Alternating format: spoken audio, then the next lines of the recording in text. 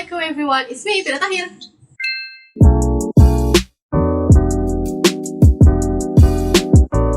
Welcome back to my channel. So, hari ini Pira mau bercerita pasal satu kes yang membingungkan. Sebab masa Pira research ini pun Pira bingung. Jadi Pira mau bawa kamu sama-sama bingung dengan Pira. Okay? Pira akan mula dengan satu orang perempuan bernama Amanda Knox yang lahir pada 9 Julai 1987 di Seattle, Washington. Dia ini merupakan warga negara sana lah, dan dia berhijrah ke Itali untuk sambung belajar di dalam bidang bahasa. Jadi macam biasalah kalau student kan sudah pergi tempat orang memanglah menyewa rumah. So si Amanda ni menyewa lah di satu rumah. Dalam rumah tu diorang ada 4 orang. 2 orang ni memang orang Itali. Lepas tu si Amanda. Lepas tu satu orang lagi nama dia Meredith yang lahir pada 28 September 1985 di London. So dalam satu rumah tu ada 2 orang memang orang Itali, warga negara Itali. Yang 2 orang ni, si Amanda dengan si Meredith, bukan warga negara Itali. Diorang 4 orang dalam satu rumah tu macam aman, harmoni, macam housemate biasa. Dan si Amanda ni paling rapat dengan si Meredith. Sebab yalah diorang dua-dua bukan orang Itali kan. Dan dorang ni rapat dengan satu jiran dorang bernama Giacomo Silenzi yang juga minat dekat si Meredith. So dorang selalu lepak-lepak, stay dekat rumah sewa si Amanda dengan si Meredith tu. Sampai satu hari si Giacomo ni bawa si Amanda dengan Meredith pergi stay dekat rumah dia pula, berganti macam tu. Sampai dorang dekat rumah si Giacomo Silenzi. Di sana ada satu orang lagi kawan si Giacomo Silenzi, nama dia Rudy. Si Amanda dengan si Meredith ni dua-dua dorang ni minat muzik. Jadi di Itali ada buat satu festival muzik. So dorang pergilah sama-sama. Di sanalah dorang jumpa dengan satu orang lelaki bernama Rafael Solicito, berumur 23 tahun masa tu. Si Amanda nampak je si Rafael tu, dia terus macam suka, macam minat. Begitulah dengan si Rafael tu. Sebab si Amanda ni fans berat, fans gila-gila dekat Harry Potter. Dan si Rafael ni, muka dia adalah hampir-hampir iras-iras dengan pemain utama Harry Potter tu. Dari sanalah dorang kenal-kenal, dorang minat satu sama lain dan dorang bercinta. Sampai pada 1 November 2007, 3 minggu selepas festival tu adalah hari cuti umum. So, housemate dorang yang 2 orang tu, orang Itali tu, baliklah pergi kampung. Sebab dorang memang orang Itali, so baliklah kampung. Si Amanda tidur di rumah boyfriend dia, si Rafael. So tinggallah si Meredith satu orang dalam rumah tu. Besok pagi dia, pada 2 November 2007, si Amanda baliklah ni daripada rumah si Rafael, pergi rumah sewa dia balik. Sampai dia di rumah sewa tu, dia nampak pintu rumah tu terbuka. Tapi dia still rasa macam tiada apa-apa. So dia masuk rumah, dia masuk bilik, ambil towel dia mau mandi. Dia masuk toilet, dia nampak ada darah. Ada percikan darah, ada darah lah dekat sinki tu. Tapi dia rasa macam yang mungkin ada orang terluka, kata hiris tangan sendiri ke macam tu. So dia mandilah, dia mandi. Keluar, lepas dia mandi tu dia nampak ada kesan tapak kaki yang berdarah dekat kapet. But still dia rasa itu tiada apa-apa. Dia rasa mungkin ada orang terpijak darah yang dia terluka tangan sendiri tu, lepas tu pijak kapet macam tu. Kalau Pira personally, rumah Pira terbuka sudah, confirm Pira tak akan berani masuk sudah. Sebab benda tu bahaya. Okay, balik lagi cerita. Dia pergi, lepas dia mandi, dia balik pergi bilik dia, dia hair dryer rambut dia. Lepas tu dia balik pergi rumah si Rafael. Dia bagi cerita lah semua ni dengan si Rafael. So si Rafael rasa macam benda tu pelik. Si Rafael bawa lah si Amanda balik pergi rumah dia. Masa si Rafael dengan si Amanda ni on the way balik pergi rumah sewa si Amanda, dorang try call si Meredith. Tapi si Meredith tak angkat satu call pun. So si Amanda rasa pelik sebab si Meredith jenis orang yang tidak renggang pun dengan phone dia. So sangat mustahil untuk dia tidak angkat call. Sampai dia pergi tempat rumah sewa dorang si Amanda tu, si Amanda dengan Rafael terus masuklah. Dan dorang try untuk buka pintu bilik si Meredith tapi tak dapat, berkunci. So di sana dorang decide untuk call polis. Sampai ya polis di rumah dorang si Amanda terus masuk rumah, terus pecah pintu si Meredith. Dan di sana ditemui si Meredith yang tidak berpakaian, langsung terbaring di lantai dan hanya ditutupi dengan selimut. Disebabkan rumah sewa dorang si Amanda ni memang sudah terang lagi bersulu adalah crime scene. Of course lah, polis call tim forensik, lepas tu siasat rumah dorang tu dan ditemukan lebih kurang dalam 40 bahan bukti memang nampak macam agak cuai kan sebab banyak sangat bahan bukti yang kena jumpa. Tapi kes ni sangat-sangat membingungkan. Tak tahu pun siapa pembunuh dia sebenarnya. Disebabkan si Amanda dengan Rafael yang ada di tempat kejadian masa polis dengan tim forensik sampai. Jadi doranglah orang pertama yang disiasat. Orang first yang kena siasat adalah si Rafael. So si Rafael punya keterangan ni macam ni. Dia bilang pada hari kejadian dia dengan si Amanda stay di apartmen si Rafael, minum-minum, lepas tu diorang tidur. Besok pagi si Amanda balik rumah, mandi, lepas tu balik lagi pergi apartmen si Rafael, bagi cerita semua. Lepas tu dia dengan si Amanda pergi rumah sewa dorang si Amanda, macam tu.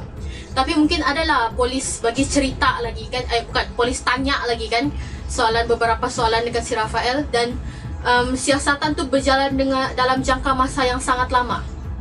Lepas tu tiba-tiba si Rafael ubah cerita dia. Dia cakap yang si Amanda tu tiada dengan dia sampai jam 1 pagi. Maksudnya jam 1 pagi tu baru si Amanda pergi rumah dia. Disebabkan statement si Rafael ni berubah-ubah. So polis tanya lah kenapa dia ubah dia punya statement. Dia cakap dia sudah disiasat dalam jangka masa yang lama. So dia start untuk berhalusinasi. Tapi benda ni betul. Kalau kamu minat dengan cerita-cerita crime begini dan kamu selalu ikut, mana-mana siasatan yang berlaku dalam jangka masa yang sangat lama, memang saksi ataupun tertuduh memang mula berhalusinasi dan memang akan bertukar-tukar cerita. Sebab tu yang kadang-kadang masalah-masalah begini, jenayah-jenayah macam ni, susah untuk jumpa siapa pembunuh dia, susah untuk jumpa pembunuh dia dalam masa yang singkat, dalam masa terdekat. Lepas tu si Amanda lagi kena siasat. Dan keterangan dia samalah dengan si Rafael yang pada hari kejadian dia di rumah si Rafael, macam tu. Tapi disebabkan si Rafael kan ada tukar dia punya keterangan. So, polis cek lah phone si Amanda, mungkin ada bukti yang boleh kena jumpa di sana. Di phone si Amanda kena jumpa satu conversation si Amanda dengan bos dia, iaitu Patrick Lumumba, di mana tempat si Amanda part time di satu bar. Di conversation tu si bos cakap lah dengan si Amanda, dah perlu datang kerja malam ni sebab customer dah ramai, dia cakap macam tu. Lepas tu si Amanda pun reply, okay, see you soon. Polis tanya lah si Amanda. Lepas tu si Amanda terus tiba-tiba cakap, oh si Patrick ni memang pembunuh dia. Sebab si Patrick ni minat dengan si Meredith. So malam tu si Amanda bilang memang dia ada jumpa dengan si Patrick. Dia bawalah si Patrick pergi rumah sewa dorang. Dorang cerita-cerita, stay sekejap dekat ruang tamu tu. Lepas tu si Amanda pergi dapur. Masa dia di dapur, dia dengar suara si Meredith berteriak. Lepas tu dia bergegas lah pergi tempat si Meredith. Tapi dia masuk pergi bilik si Meredith, berkunci. Dan si Patrick pun hilang, entah ke mana dia nak dapat jumpa. So disebabkan tu dia terus lari keluar daripada rumah, terus pergi rumah si Rafael. Pelik kan, kalau memang benda cerita tu betul apa yang dia cakap tu, kenapa tak call polis? Kenapa tak bagi cerita awal-awal dengan si Rafael? Dengar keterangan si Amanda ni, polis terus tangkap si Patrick. Dah ambil masa lama pun memang terus tangkap si Patrick. Dan si Amanda dengan Rafael pun, dorang punya position mula-mula saksi, tapi sekarang jadi tertuduh. So si Rafael pergi ubah-ubah kan statement dia. Si Amanda ni macam dia punya statement pun macam dah berapa betul. Jadi dorang tiga-tiga ni lah jadi tertuduh sudah. 2 minggu selepas tu, si Patrick punya perbicaraan dijalankan. Dan si Patrick bebas daripada tuduhan membunuh sebab terdapat beberapa regular customer dia jadi saksi pada perbicaraan tu dan beritahu yang si Patrick ada di bar pada hari kejadian. Sebab si Patrick sendiri yang serve dorang, bukan satu orang customer yang cakap, ada beberapa orang customer yang cakap benda yang sama. So si Patrick bebas lah daripada tuduhan sebab dia ada alibi yang kuat. Disebabkan si Amanda pergi buat cerita yang konon-konon si Patrick tu membunuh, dia kena siasat lagi. Dan masa dia kena siasat, dia cakap, perché se lo era immaginato? Why you imagine? Why? I was stressed, I was scared, it was after long hours, it was in the middle of the night, I was innocent and they were telling me that I was guilty. Che cosa le diceva la polizia? What did police tell you? The police were telling me that we know you're at our house, we know you left the house, and with the moment before I said Patrick's name, someone was showing me the message that I was sent on the phone. Che cosa c'è di più normale che insistere? La polizia fa la sua parte. I couldn't understand why they were telling me that I was lying. They kept telling Non me that I capiva was lying. perché Ma perché poi prima ci ha detto potrebbe essere vero. It means that in that moment that I had said Patrick's name, I thought it could have been true. Tim forensik pergi lagi geledah rumah dorang si Amanda tu untuk cari lagi ada mungkin ada bahan bukti yang dorang terlepas pandang ke apakah, dan geledah lagi 40 bahan bukti itu. Lepas tu masa kena selongkar lagi bahan bukti tu, kena jumpa yang kesan tapak kaki berdarah tu match dengan kaki si Amanda dan Rafael.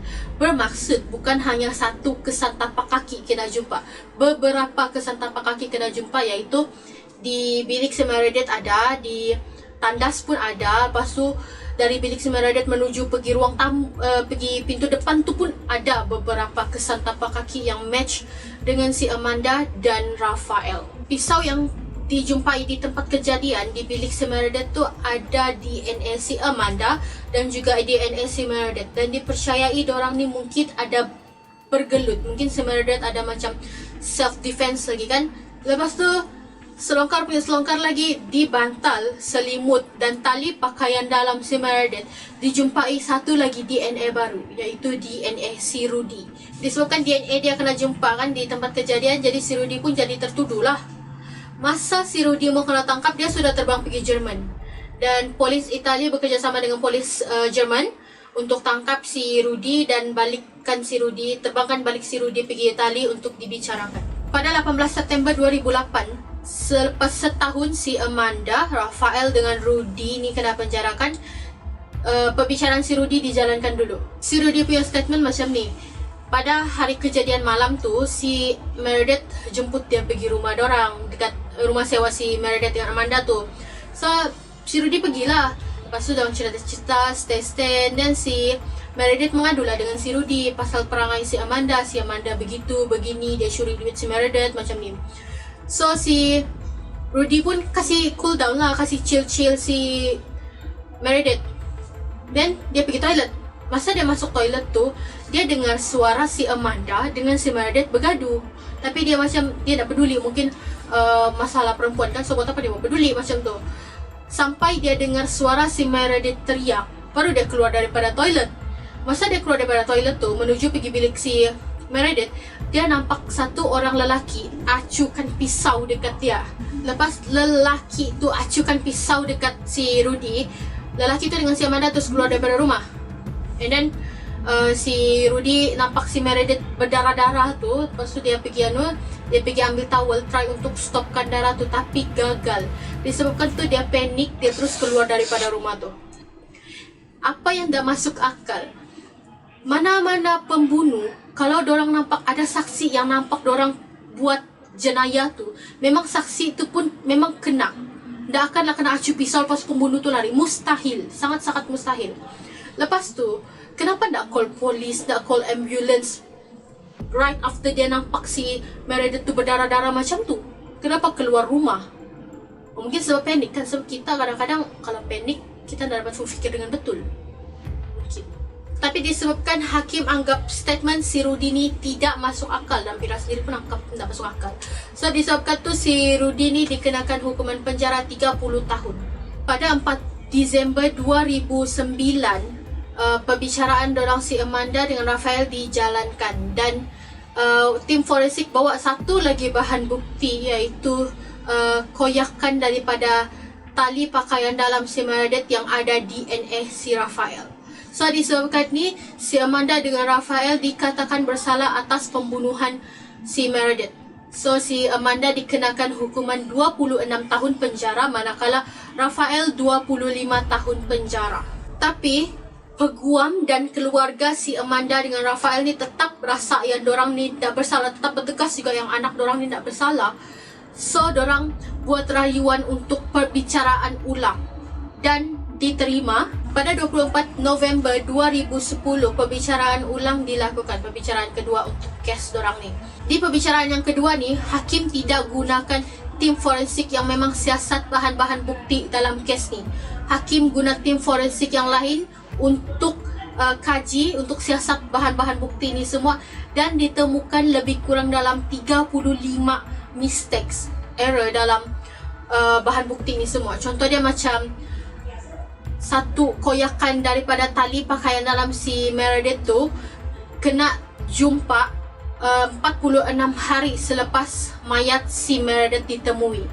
Dan satu lagi error yang kena jumpa, tiada satu bahan bukti pun yang mengatakan si Amanda, Raphael dengan Rudy ni selalu kontak untuk bunuh si Meredith.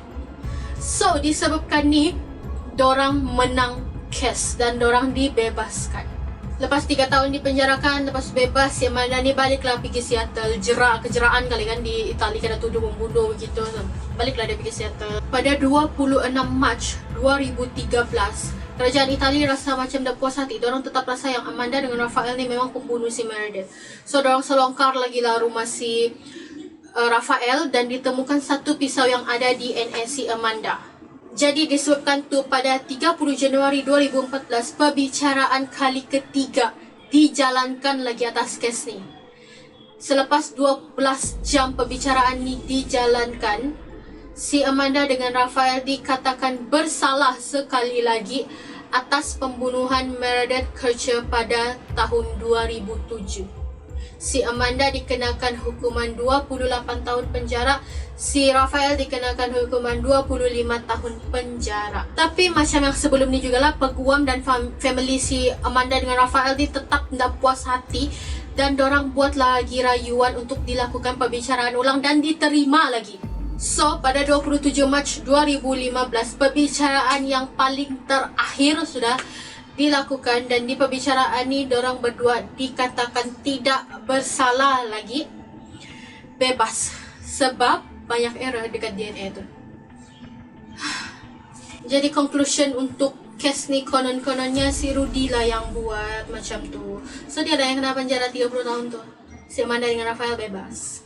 Tapi si Rudy masa dia di penjara, dia ada kena interview dan dia cakap keadilan untuk Meredith belum lagi ditegakkan. Dia macam dia yakin 100% yang si Amanda dengan Raphael adalah pembunuh sebenarnya. Jadi kamu rasa memang si Rudy tu adalah pembunuh dia dan dorang penjarakan memang orang yang tepat, ataupun kamu rasa si Raphael dengan si Amanda tu adalah pembunuh sebenarnya yang bebas tu? Tapi kalau aku tanya Pira personally, Pira rasa macam dah tahu, Pira dah tahu pembunuh dia. Tapi kalau kamu search dekat YouTube lah, kebanyakan kamu search Amanda Knox body language, kamu akan nampak yang si Amanda ni macam weird sikit. Kenapa Pira cakap dia ni weird? Sebab Pira ada satu kawan belajar psikologi, roommate Pira belajar psikologi. Pira pernah juga bercakap dengan dia pasal kes ni. Dan dia cakap, apa yang keluar daripada mulut kita tu boleh jadi satu kebenaran dan boleh juga jadi satu penipuan. Tapi body language kita ni 100% dikawal oleh minda kita, dan minda kita tahu benda yang sebenar. Jadi ada di salah satu video interview si Amanda ni, kena tanya, did you kill Meredith? Lepas tu si Amanda yang I did not kill Meredith. Satu, dia senyum. Itu sudah weird kan, rasa dia macam strange benda tu. Lepas tu second, dia angguk. Itulah yang Pira cakap, body language kita ni dikawal oleh minda kita. Minda kita tahu kebenaran dia. Kamu faham kah? Kalau kamu faham lah. Tapi kalau kamu dah faham, Pira dah boleh explain lebih dalam sebab Pira nak ambil psikologi. Bikin pening kan? Dah tahu siapa pembunuh sebenarnya. Tapi si Rudy lah tetap yang jalankan hukuman tu. So yeah, I think that's it for my video today. Don't forget to like and share of course. Dan kalau ada yang baru belum subscribe juga Pira punya channel, boleh tekan subscribe. Yeah, I see you on my next video insyaAllah. Bye!